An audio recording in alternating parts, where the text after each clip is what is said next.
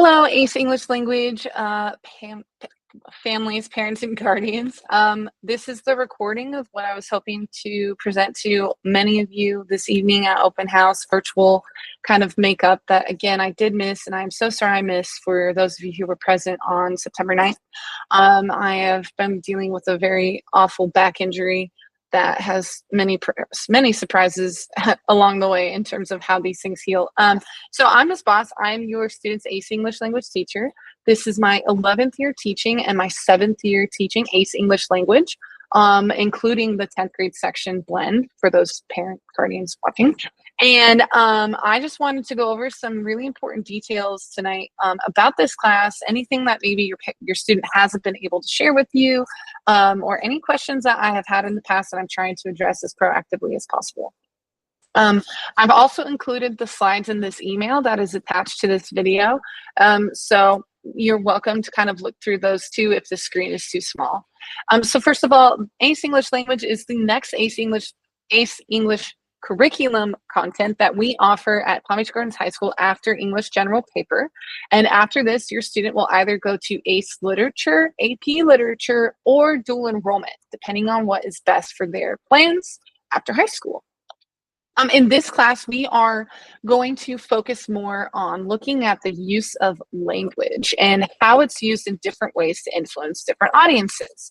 And that means we're looking at word choice. We're looking at figurative language. We're looking at the way they address the person they're speaking to, whether it's by name or by title or simply by you. And we're also looking at ways to look at how other writers write so that students can learn to write creatively themselves. Now, we typically think of creative writing as literature, fiction, poetry maybe, but creative writing simply means they're giving a writing task and they have to write for it. And I do have a couple screenshots of what that looks like on the next slide.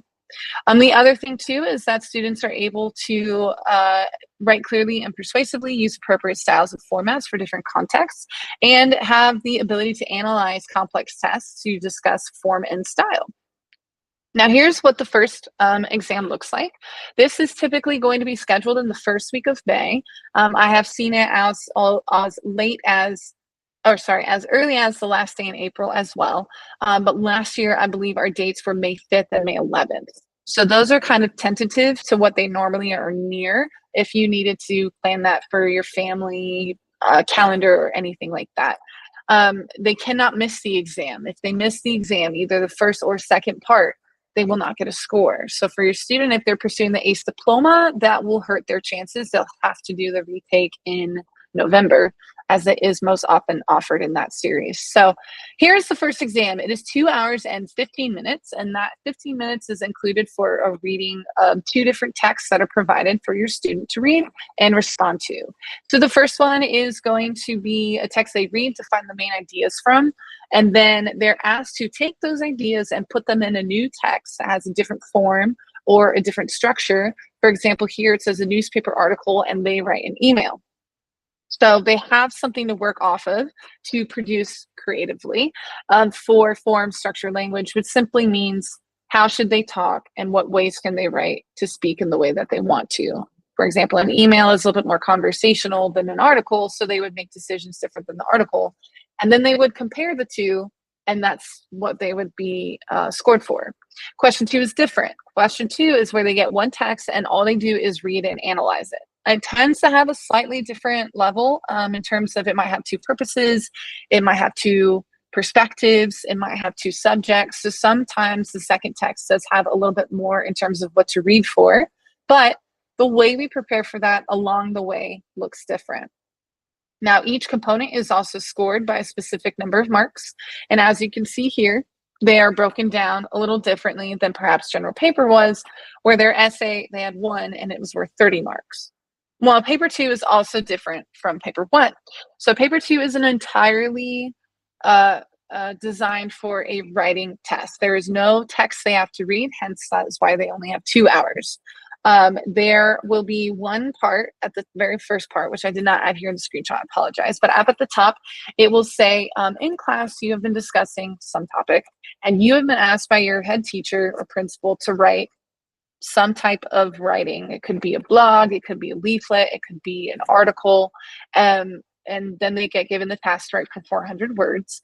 And then the second task is to discuss their decisions. So it's basically an academic explanation of their writing plan. We do that many times throughout the school year, so that will not be an unfamiliar skill to your student on exam day.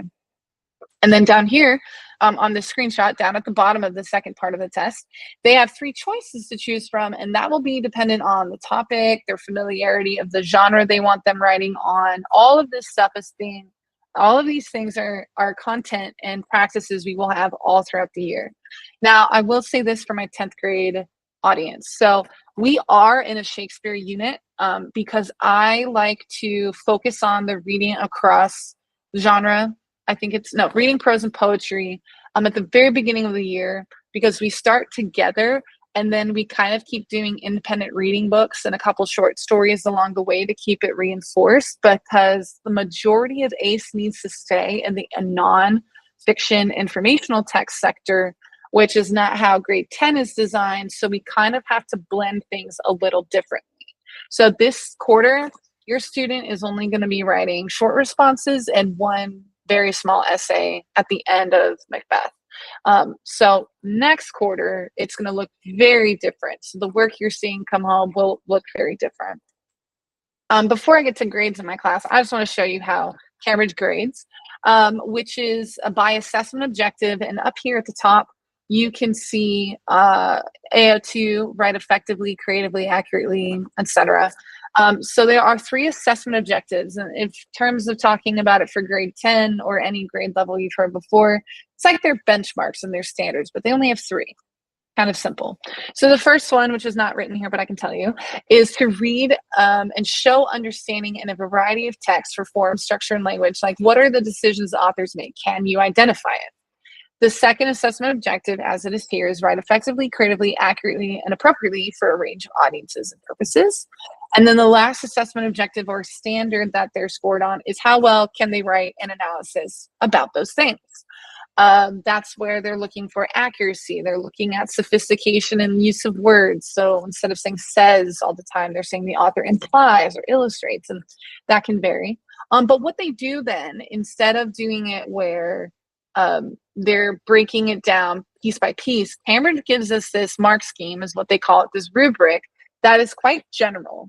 And so when students get given that, they look at it and they're like, what are few minor errors? What is clear but might not flow easily? So what I do is I turn that into a checklist with student-friendly language. So your student knows all year long, every time we do a writing practice, what score did you get and why, so that they can make careful decisions on the skills they need to focus on for improvement. Instead of trying to tackle changing 10 things by the next essay, they'll do 2. So by targeted goal setting and targeted improvement, it also decreases the pressure of having to have a high 5 or a 4 for students who don't feel they write well. That's a really good way to kind of take that anxiety and lower it. So talking about grades in this class, there are 4 categories, but they will not be weighted. Meaning if you see 100 points here and 20 points there, the 20 points are not actually worth 50% of the grade. They're 20 points out of, 1,000 something, 2,000 at the end of the quarter. So my 4 categories that you're going to see labeled in SIS are SLL, organization, skills for life and learning, and organization. This is something that our state has recently, in maybe 3 years, really emphasized as an important thing for our students to build coping skills and resilience and sense of self, even in, quote unquote, even in the higher level grades. Our district has also created competencies for that, and we will do things that are in class connected to that with writing tasks, so they're not given grades for, you did some fun little activity. No, they're going to write a journal entry about it, or 2 paragraphs on what did they learn from the topic, or something like that. Classwork developmental activities, that is annotations, note-taking, following along with me and copying what I do, short responses, journal entries. I think I said that. There's just a lot of different ways that one kind of gets built up. Assessments and quizzes and writing. So assessments will be more so, they're not going to be multiple choice all the time. There will be a couple times, but for the most part, that's not how I design quizzes. Now for 10th grade, the USAs, those will kind of fall under that category. But in terms of vocabulary quizzes or things like that, they're not the traditional kind, but they are still going to be classified as such. So for example, if I give a list of 10 words that we need to know, your student's not going to be doing multiple choice to do the quiz. They're going to be using those words in context correctly to show that they understand the meaning of or the use of the tone words or vocabulary. We won't really do content quiz other than genre. So once we start breaking down the different genre of text, they'll take quizzes on that. But again, it's not so much going to be multiple choice. It's going to be, can you identify what this text feature is? And like maybe that'll be a label or fill in the blank. And then just like I showed you for Cambridge, there is a way that I grade that is more holistic. It is more widespread than it is, let me, make this worth 5 points and this worth 10 and this worth 7. That's tedious as a teacher to do the math on, but also too, I really like Cambridge's approach. They don't deduct, they only award for what is done. And maybe 4 questions were assigned and 3 were answered, but your student answered those 3 very well. So they showed me they understood the content and they can write well with clear communication. That's maybe a high B, low A. Now, if a student's turning in work where they answered every question, but they didn't address part of the question or they didn't use complete sentences, that's going to be more towards a C or a D or an F, depending on how incomplete or undeveloped the response is. So that is just something to know. Now, in the syllabus that I gave on the first day of school, the first week, there is a very detailed grading explanation. I believe it was 3 pages long. So that also breaks down that language a little bit further. And in fact, I'm going to include that information in this email as well, just so you can read through it if you were concerned or you had questions about it and your student was not able to answer that question thus far. Late work is accepted. It is going to be 10% off every single day that it is late. The only adjustment for that is if it was late because of an absence. That's where for every day late, you get an extra day. If you're a week late or an absent, you're a week absent, then you get an extra week, which can be very overwhelming. So in the cases of extended absences due to illness, injury, something that happens outside of a student's control, meaning like if they chose not to do the work and sat in the class and didn't do it, but if there's something beyond their control, I can also come along and say, okay, don't worry about this one. Instead of worrying about doing this in class, you can take it home and do it. Please just be honest, because they're going to feel overwhelmed with missing 6 classes that many days. That's like 2+ days type of work. That can get very overwhelming to get caught up. And I would never want to add to your students' stress and anxiety when there are some things that can be adjusted like that. Students will also be given an alternate assignment, which is it's the same skills, same content, different work. I do that because, quite frankly, sometimes students can grab on a classmate's work and say, oh, can I see what I missed, and kind of copy it, which I don't really like. I don't allow. Other times it can be that the skill needs to be practiced and we're fully done with the unit, but I still need to see how that student's doing. So here's an alternate assignment. And that is where every assignment in this class will be aligned to some standard of writing, reading, or collaboration. And that's where they can earn extra credit too. Some participation checkpoints are binder, organization, class discussion, willingness to share their answers or things like that, like under the board kind of thing. So there are also ways to earn extra credit in my class, but they're going to appear as the checks and the X's in SIS when you're looking at the grade report. I'm going to come back to grade 10. So supporting your AICE English language student, I would not say there's any way to put that in an exact way. It's going to be different by student. One thing though you can do is sign up for that Google Classroom Guardian report.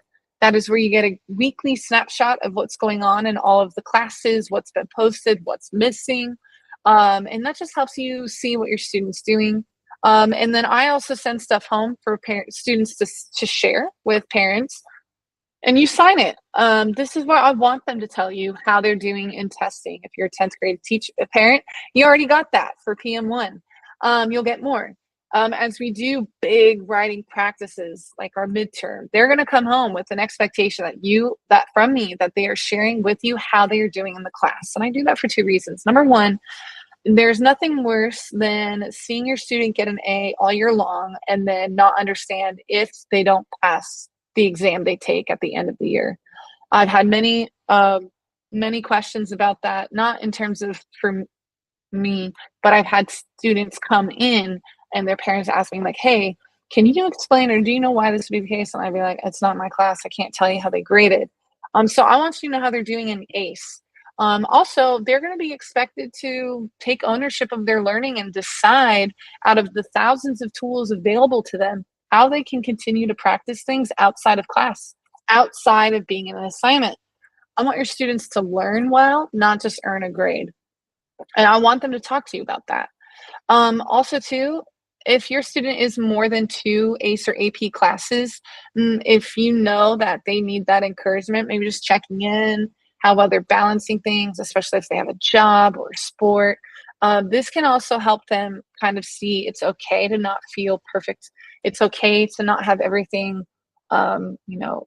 balanced at once. But there are ways that I'm sure you have learned to balance your many commitments that can help them learn how to balance theirs. And then lastly, if they share anything with you about this class, like if Miss Boss is going too fast, I don't understand how she's teaching it. She's using so many slides and I don't feel like I'm learning anything, or I hate mending, or some things they can kind of disclose to parents. They're too afraid to share with teachers, though I highly encourage it as often as I can, especially on activities that students don't learn from. I say, okay, is this working? Is this not? No, it's not. Not an assignment anymore. But it can be very intimidating to talk to a teacher like that. So if they share it with you, you're more than welcome to send me an email, tell me what they've shared with you. And so here's how you can contact me. Parent Link has been great for me to reach out to you, but sometimes you want to reach out to me and you don't want to go through your inbox to do that, right? You can go through SIS Gateway. You can email me here directly at michelle.boss@palmbeachschools.org. Or if for some reason you're not hearing back from me on either of those methods, then you can call the school and tell them that you need to set up a phone call with me or anything like that. That is, again, anything about grading questions, any issues with absences, any questions about how they're doing. I love giving positive reports. It's very rare that I have to reach out on negative reports, but if that happens, then I'll say, oh, we need to schedule a time anyways. Yeah, I love sharing how students are doing. I've had a great time with your students so far this school year, and I really look forward to seeing how we do the rest of the year. So at this time, the only thing I have left to share is for 10th grade students. So if you're an 11th grade parent guardian, you are welcome to stop this video. But if you are 10th grade and you want to know a little bit more about how I am helping your student prepare for the PM3 state test, that is your student's graduation requirement, I'm happy to continue on. So your student is not just taking ACE English language. They are also required for following 3 standards. That includes 22 benchmarks, I believe, and they are measured throughout the year. So hopefully you remember this as a 9th grade parent. They had PM1 just recently, which I am so excited to put these scores up here for you to see. Great show out, quite frankly. I talk to your students about, doing your best. Please be authentic in your answers. Don't try to cheat. That happens sometimes, depending on what room you're in. I'm not accusing, I'm just saying I literally heard people talk about it last year, students. So, but this is a great place to start because now I know who I'm working with. So I know where we're starting, so I know where to take them. Now, I always hold them to a high standard, but this is different. This is showing me that I can use a little bit more complex text more frequently. It means our writing in a pretty strong place, so I can get them further along than perhaps a previous year where they started a little bit lower. There's a lot of things I can tell from this data. And so this quarter, we are in an amazing Shakespeare unit. Your students voted for it. I gave them choice between this, a book, and a series of short stories that I, quite frankly, am very happy they did not choose, because Macbeth is up here, Shakespeare, and grade level is here. So they're doing a great job. It's been so fun to do the acting out in class, the scenes. Their project for this quarter is actually going to be that one scene will be interpreted, performed, and analyzed and presented on by each group or acting company. So your student is about to get the assignment for that. So that's going to be really exciting to see. We have props, we have costumes, and yes, we're dealing with some very challenging language, but your students are learning really great skills to break down those complex ways of speaking and thinking. And that is showing up directly in the tests that they've had already. And so we will do every USA, we will do PM, obviously PM1, PM2, PM3, we will do the writing, but it is not to overtake what we're doing in ACE language. It is to blend well. So I have taught this course with the 10th grade curriculum 7 years. So I have learned new ways every year how to make sure your student is getting everything they need for both tests and all skill sets, so that they're having, again, not just a great experience and high scores, which these scores are very exciting. When we look at here, for example, USA 1, comparing to the school and district, my 10th grade student, I mean, they crushed this thing. And we want to see that continue. It's great ways to build confidence. It's great ways to set goals. And it's to make sure that we're not missing anything in their learning experience this year. So that's everything I have. I'm sorry for how long this video ended up being, but I didn't want to miss anything. If you have any further questions, you are more than welcome to reach out to me. You can reply to the email this video was attached to, or send me a message through SIS Gateway, and I will get back to you as soon as possible. Have a great night, evening, or morning, depending on when you're watching this. Okay, bye.